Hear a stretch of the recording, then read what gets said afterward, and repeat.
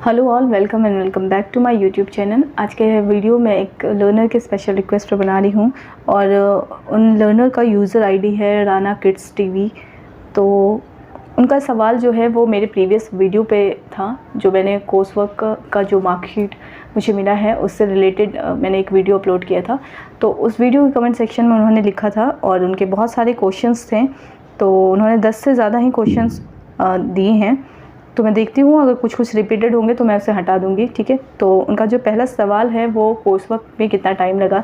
पहले मैं क्वेश्चन को रिपीट कर देती हूँ, शायद अगर आपको रिलेटेबल लगे तो आप लोग फिर इस वीडियो को देखिएगा।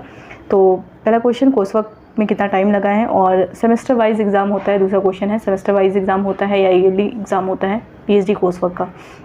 तीसरा सवाल जो है वो थीसिस सबमिशन को लेकर है, पेपर प्रेजेंटेशन को है, रिपोर्ट सबमिट को लेकर है। तो ये एक सवाल में बहुत सारे सवाल हैं। और चौथा जो है वो इंटरेस्टिंग सवाल इसलिए है क्योंकि ये सवाल सबसे ज़्यादा पूछे जाने वाले सवाल हैं कि गाइड कैसे अलॉट होते हैं पीएचडी में। तो ये पर्टिकुलर इग्नू के लिए नहीं है, किसी भी यूनिवर्सिटी पे गाइड किस तरीके से अलॉट होते हैं।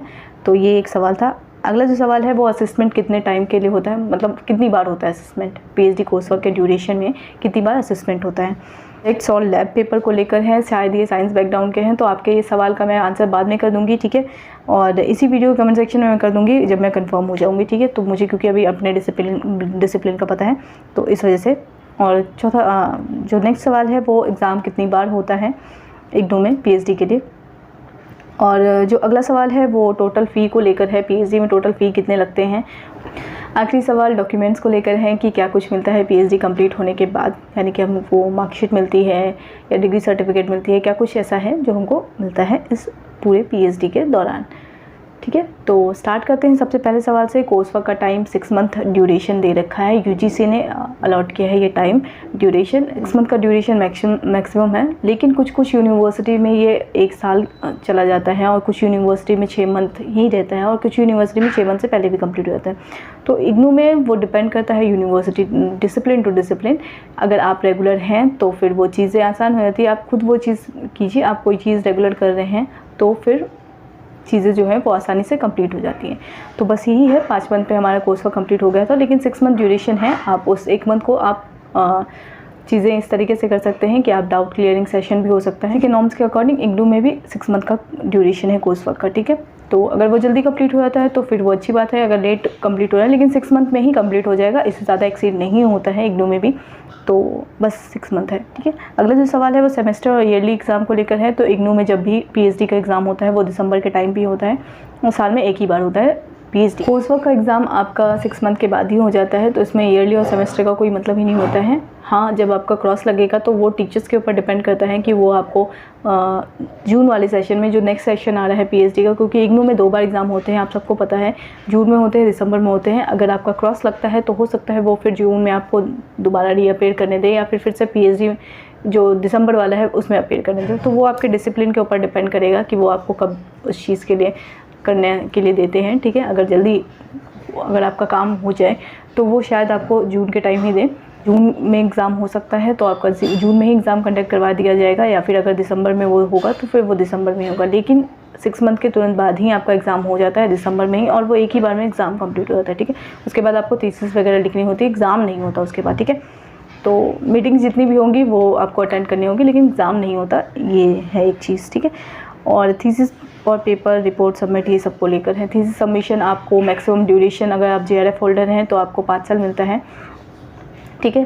तो 3 साल मिनिमम है, और 5 साल मैक्सिमम है। तो आप 3 और 5 के बीच में जब चाहें आप पीएचडी सबमिट कर सकते हैं। तो ये एक टाइम ड्यूरेशन है। पेपर प्रेजेंटेशन को लेकर पहले था यूजीसी के नॉर्म्स के अकॉर्डिंग कि कंपल्सरी था पेपर आपको पब्लिश करना, 2 पेपर। तो वो एसआरएफ के प्रमोशन के लिए भी था, और अगर वो कंपलसरी नहीं था पेपर प्रेजेंट करना थीसिस के लिए, तभी आपका थीसिस अप्रूव किया जाएगा, या सबमिशन फाइनल तभी होगा जब आपका 2 पेपर पब्लिश हुआ होगा, ठीक है, या प्रेजेंट हुआ होगा। प्रेजेंट करना ज़्यादा ज़रूरी है, उसके बाद फिर वो पब्लिश हो ही जाता है, ठीक है। और रिपोर्ट सबमिट जो होती है वो प्रोग्रेस रिपोर्ट होती है, ठीक है। प्रोग्रेस रिपोर्ट हमें हर 6 मंथ में अपलोड करना है जब तक आप थीसिस सबमिट नहीं कर देते हैं, ठीक है। 3 साल में पीएचडी सबमिट कर रहे हैं तो आपको टोटल 6 प्रोग्रेस रिपोर्ट सबमिट करनी होगी। अगर 5 साल में कर रहे हैं तो आपको 10 पेपर जो है वो प्रोग्रेस रिपोर्ट जो है वो सबमिट करनी होगी, ठीक है। तो ये तीसरा सवाल था। चौथा सवाल, जो गाइड कैसे अलॉट होते हैं। तो बाकी अदर यूनिवर्सिटीज़ में मैंने देखा है एडमिशन के तुरंत बाद ही आपको गाइड अलॉट कर दिए थे। अब वो किस बेसिस पे मुझे नहीं पता, हो सकता है कि उन्होंने पहले से बात कर रखी हो या फिर आपके टॉपिक के बेसिस पे हो जाता है होगा सिलेक्शन शायद। तो बाकी अदर यूनिवर्सिटी में इसी तरीके से होता है कि आपके टॉपिक को अगर शायद कोई स्पेशलाइजेशन किया हो किसी प्रोफेसर ने उस फील्ड में, तो शायद इस वजह से वो बच्चा उस प्रोफेसर के अंडर भी चला जाता है। तो इस तरीके से होता है। वो एडमिशन के तुरंत बाद ही वो लिस्ट आती है कि आप इस टीचर्स के अंडर काम करने वाले हैं, ठीक है। लेकिन इग्नू में मैंने देखा एमफिल वालों को पहले अलॉट कर दिया जाता है, फिर कोर्सवर्क वाले जो बच्चे हैं उनको बाद में अलॉट किया जाता है। भी इसी बेसिस पे है कि स्पेशलाइजेशन जिस प्रोफेसर के अंडर में होगा तो वही उन स्टूडेंट्स को लेंगे, ठीक है। तो एमफिल वाले बच्चे जो होंगे वो आपको पहले अलॉट हो जाते हैं गाइड, और जो कोर्सवर्क वाले बच्चे उनका कोर्सवर्क कंप्लीट होने के बाद उनके टॉपिक के अकॉर्डिंग उनको प्रोफेसर अलॉट किए जाते हैं, ठीक है।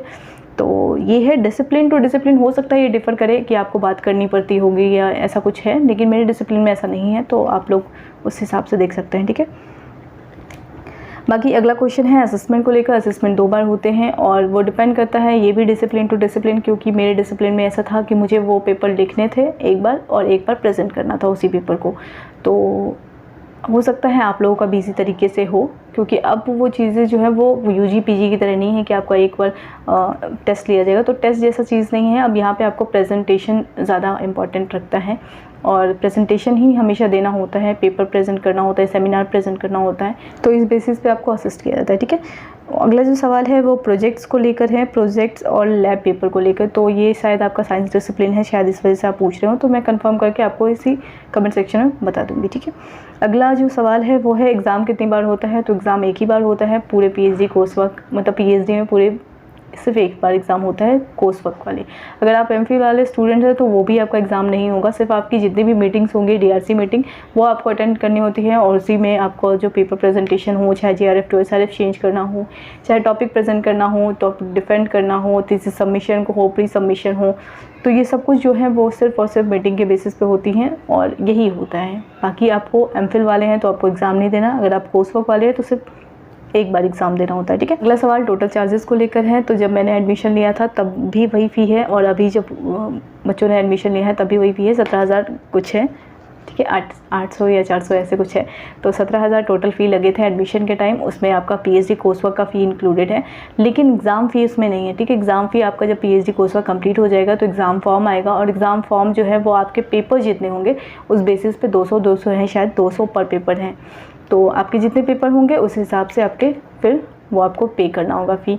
तो मेरे 3 पेपर थे तो मैंने 600 पे किया था, तो आप लोग के जितने पेपर होंगे उस हिसाब से आप लोग पे कीजिएगा।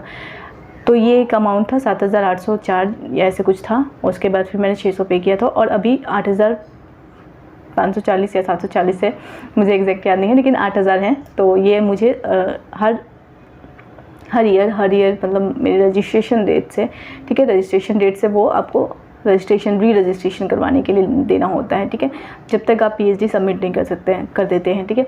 तो 8,540 आपको हर ईयर में वो पे करना होता है अपनी रजिस्ट्रेशन डेट पे, ठीक है। तो जब तक आप पीएचडी सबमिट नहीं कर देते तब तक ये आपको अमाउंट देना होता है, ठीक है। तो बस इतना ही चार्जेस हैं, और इग्नू में ये अमाउंट ज़्यादा है बाकी अदर यूनिवर्सिटी के कंपैरिजन में। जैसे जेएनयू से अगर मैं कंपेयर करूँ, बीएचयू से कंपेयर करूँ या डीयू से कंपेयर करूँ, ठीक है, तो ये 3 यूनिवर्सिटी से थोड़ा ज़्यादा है और जामिया से भी ज़्यादा है।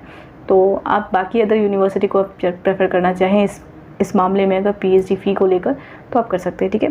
तो एक लास्ट सवाल है वो डॉक्यूमेंट को लेकर है। तो पहले तो मुझे एक पीएचडी कोर्स वर्क की मार्कशीट मिली है, और जब एडमिशन हुआ था तो मुझे एक ऑफ़र लेटर मिला था, पीएचडी ऑफ़र लेटर, तो वो एक अच्छी याद की तरह है। तो एक ऑफ़र लेटर मिलेगा जब आपका पीएचडी का एडमिशन होगा। बाकी अदर यूनिवर्सिटी में मैंने शायद नहीं देखा कि किसी को ऑफ़र लेटर मिला है, या फिर ऐसे कभी सुना नहीं, या होता होगा किसी ने बताया नहीं होगा। तो ऑफ़र लेटर एक मिला था जब मेरा एडमिशन हुआ था, और अभी कोर्स वर्क हो गया तो मार्कशीट मिली है, और शायद मेरा जो पीएचडी का जो फाइनल सबमिशन हो जाएगा वो मुझे कभी सीनियर से बात करूँगी इस मामले में तो शायद बता पाएँ। लेकिन जब कॉन्वोकेशन होगा पीएचडी थीसिस के लिए तो वो फिर एक आपको डिग्री अवार्ड की जाती है, जिसमें आपका टॉपिक भी होगा और आपके सुपरवाइज़र का भी नाम होगा। तो एक सर्टिफिकेट है जो आपको पीएचडी के लिए मिलता है। तो उस सर्टिफिकेट मिलने के बाद आप ऑफिशियली डिक्लेयर हो जाते हैं कि अब आप जो डॉक्टर टर्म है वो यूज़ कर सकते हैं, प्रीफिक्स ऐड कर सकते हैं अपने नाम के आगे।